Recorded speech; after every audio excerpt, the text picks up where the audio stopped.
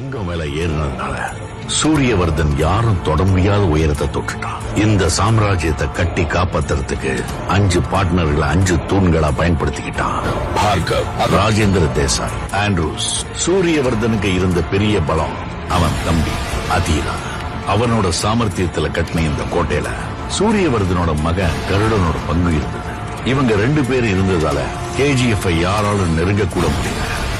நான் அங்க ஏற்கனவே ஒருத்தன் தன்னோட கால் தரத்தை பதிச்சுட்டான்னு அவங்க யாருக்குமே தெரியல.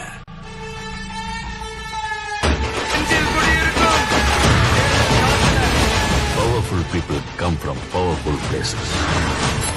ஆண்ட்ரூஸ் எப்போ பாம்பே லாலிபாப்